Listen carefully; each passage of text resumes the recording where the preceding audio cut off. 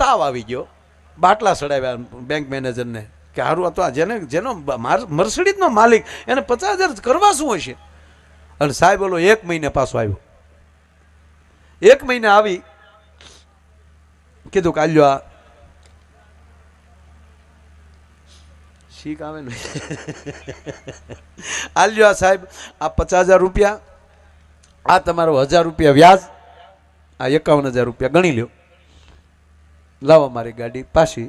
એટલે સાહેબ પૈસા લેવાઈ ગયા, વ્યાજ લેવાઈ ગયું અને નો ડ્યુ સર્ટિફિકેટમાં સહી કરી દીધી અને પેપર પાછા આપ્યા અને ઓલો ફ્રી થઈ ગયો. એટલે મેનેજરે કીધું કે વડીલ હા 2 મિનિટ બેસો ને, બોલો ને બાપ મારી ચા પીવો.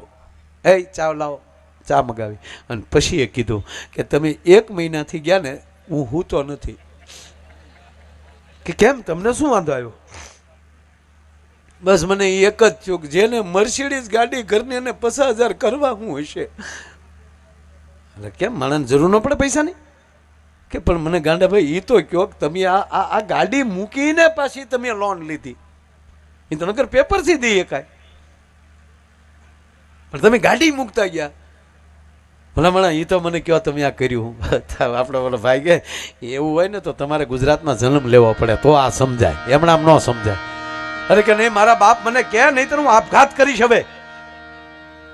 કે વડીલ એવું કાંઈ નથી સાહેબ. કે કેમ? તક મારે 1 મહિનો અમેરિકા જાવું છું, અહીંયા કોઈ મારો સગા સંબંધી વડીલ કોઈ નહોતું, કોઈ ઓળખાણ નહોતી, મારે ગાડી મૂકવી ક્યાં?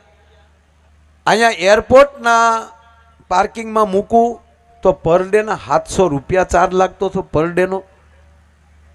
એટલે 21,000 રૂપિયા તો ખાલી કે ન્યા થતા હતા 21,000.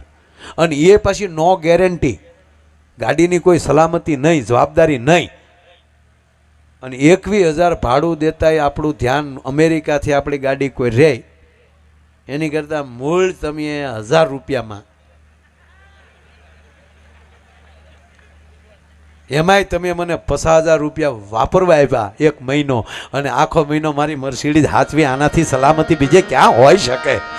સાહેબ ઓલો બેંક મેનેજર બેભાન થઈ ગયો, તારી ભલે થાય.